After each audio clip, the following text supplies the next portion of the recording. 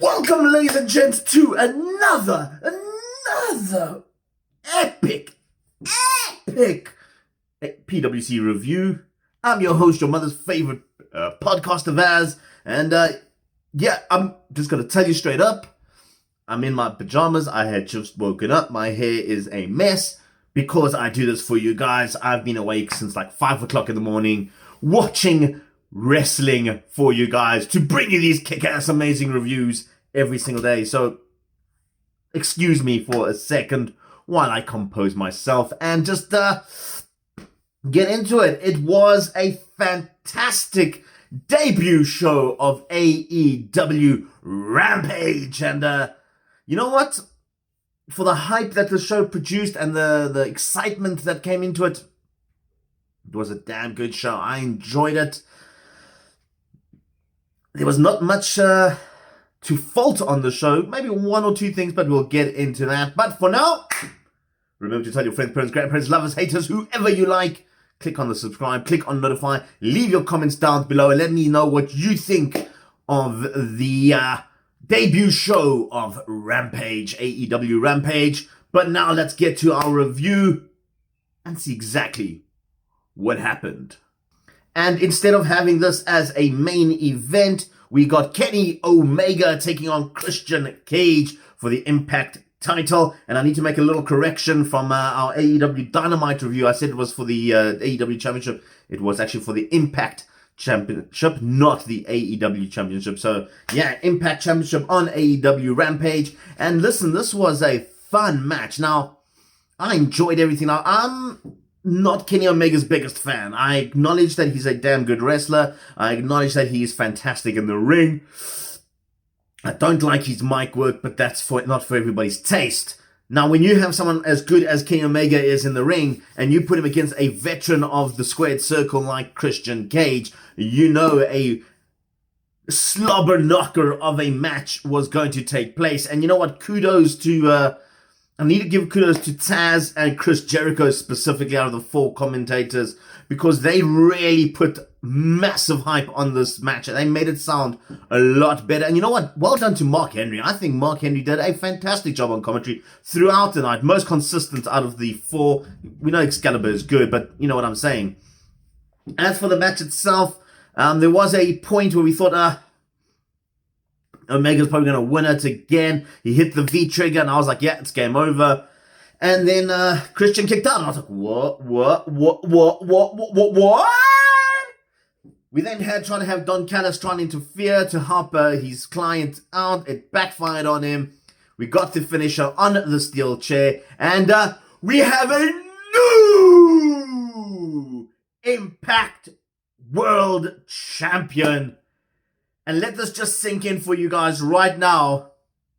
In 2021, Christian Cage is the Impact World Champion. Christian Cage is the Impact World Champion in 2021. I'm going to say it one more time in case you haven't heard. Christian Cage is the Impact World Champion in 2021.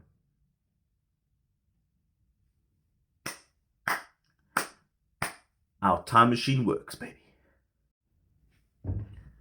We then stayed in the ring for some more title action. We had the defending champion Miro defending his TNT Championship title against Fuego del Sol. And another little stipulation, if Fuego del Sol wins, he gets a full-time AEW contract. Now, this was a hard-hitting match. You know what? I tip my hat to Miro. He has come miles from what we saw at his debut last year. And he has really just stated himself as a big-time player in AEW. And if he continues this, brutal onslaught, I won't be surprised if he'll be in the AEW title scene maybe by the end of this year or maybe by next year. Definitely he is on a collision course with that title. And then I must say, well done to Fuego del Sol, a young guy coming up, and he's really proven himself. I mean, he had a fantastic match. Some close calls with him, some good high energy moves is what AEW is all about. Funny enough, not a super kick in sight, you know. But yeah, he did a very good job. Unfortunately for him, Miro put on the accolade and made him tap out and won his title. He continued to be the champion, which meant that Fuego did not get his contract as he had hoped. But Sammy Guevara and Tony Khan came out to the ring with a contract in hand and said that they've impressed him, and he's got himself an AEW contract. So you know what? Well-deserved, young man. You've got your full-time contract with AEW. And yeah, so good things, hopefully big things to come from Fuego del Sol in AEW. But the question now we got to ask is, who is man enough? Who is strong enough? Who is going to step up next to the TNT Championship? Because at the moment, it feels like just every week they're throwing a random guy at Miro and Miro is just taking him out. It doesn't feel like a story has built up to make him look like it is a secondary title. At the moment, it feels very much like if, and I hate to make this comparison, but it feels a lot like maybe the US title in WWE. You know, we know Sheamus has it. We know there's some sort of storyline they're dragging together with Ricochet and Humberto, and now, you know, they're throwing people in there to try and help him, and now Damon Priest is there. But it doesn't feel like it's an important title. Whereas the IC title also, at one stage, didn't feel very important, but with Big E winning it and Apollo coming now and now Shinsuke winning it. Watch SmackDown review first. You know, it happens. But with Miro, at the moment, it literally feels like every week it's, okay, you have a chance, okay, you lost, you have a chance, okay, you lost, you have a chance, okay, you lost. There's no sort of, it doesn't feel like there's a good enough mid-card to have these guys competing for a TNT title. It feels like when you look at their power rankings, everything's just aimed towards the AEW Championship, and the mid-card sort of gets overlooked when it comes to the TNT Championship. That's all I'm saying. We then reached our main event, and you know what? I'm liking this hour format. I think guys are complaining that it was too short. For me, it's great because that means I don't have to watch 6 hours of wrestling on a Saturday morning. I can just stick to like 3, which is great.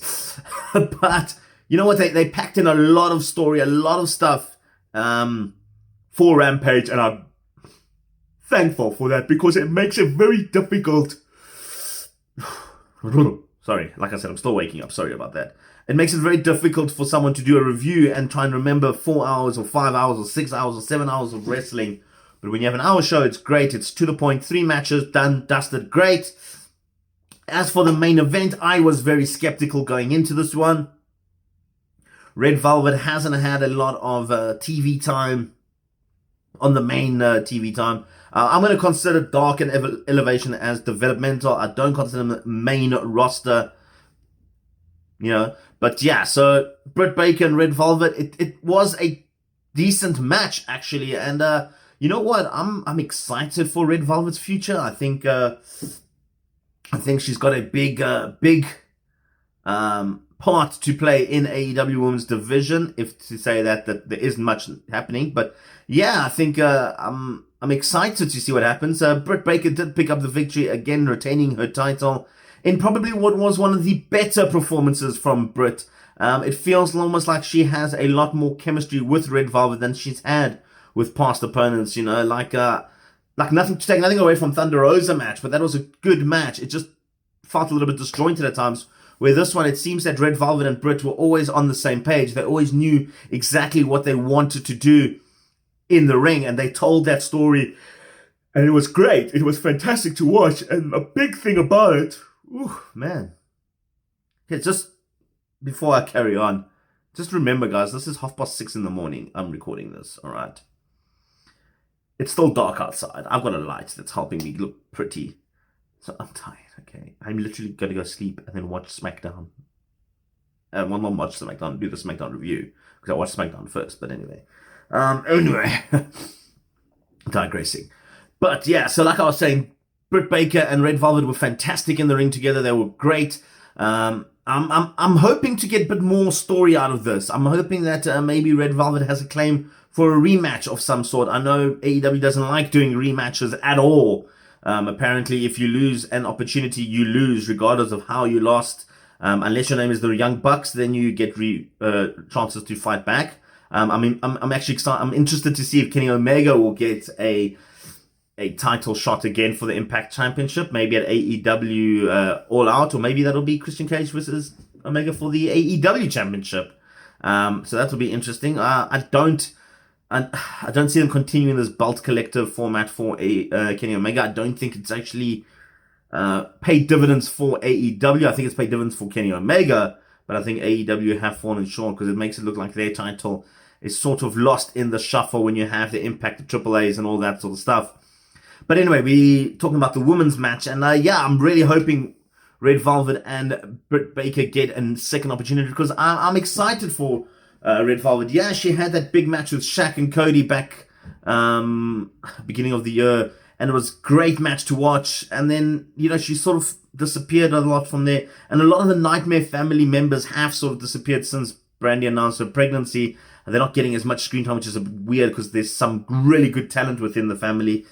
But, yeah, guys, I hope Red Velvet can stay on the top. It doesn't look like she will, considering how AEW has booked things. But, yeah, let's look forward to some more good matches from Red Velvet. A true up-and-coming star in AEW, in my opinion. And that was the first ever episode of AEW Rampage review. And like I said, it was short, it was sweet, it was great. I enjoyed it. The only downside I have is, the Miro match. It felt like just another match for Miro. It didn't feel like a good storyline build, a solid, build up to what it was. And that's the only sort of drawback that I have in this entire show. I mean, the opening match was fantastic. Kenny and Christian Cage, like I said in the review, you put two veterans, you put two guys who are known for the in-ring ability, you're going to get a 100% match. And of course, the big shocker for me, the eye-opening match for me was the Britt Baker Red Velvet, and I got to see how good Red Velvet is and why people in AEW are so high on her. So I really hope that they don't squash her after this and she gets more opportunities. But we go to the Vaz scale. Yeah, we got to have the Vaz scale.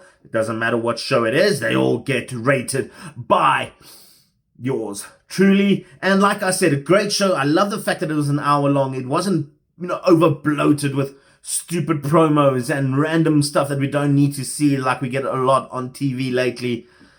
So it was great. A good opening show. A lot to build on. We had 3 title matches, which is always a good way to debut a show. Next week promises maybe the debut of CM Punk. It's in Chicago. There's a lot of references.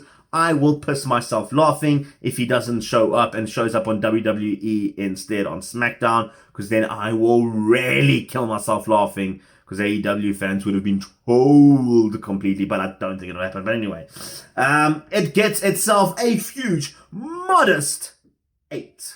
Yeah, a good way to cap off the week of good wrestling. So well done to AEW Rampage for a good debut show. Catch us next time right here on the PWC. Tell your friends, parents, grandparents, lovers, haters, whoever you like. Please, guys, get the word out there. We want the smoke, as it were. So please, guys, get our name out there. We want to be the best YouTube channel in Africa when it comes to wrestling content, and we're trying our best. We are actually in the process of searching for new presenters, because there's only so much wrestling I can personally watch and review for you guys. So if you are interested in getting your name out there, pop us an email. I'll put the email address in the description below, and send us a short, maybe like a 20-30 second video of you doing a review on some wrestling content. Doesn't have to be a review, can even just be a little rant or something. We just want to see who you are, and if you're good enough, we'll email you back, and we'll get in touch with you, and then you can be like me on the YouTubes using our very own Vaz scale, because that's the scale we use. You can't have your own, no. But yeah, we need guys, so please, if you are interested, pop us that email with a 30 to 40 second video of you just telling us about wrestling. From me, though, once again, till next time, peace and yo chicken grace.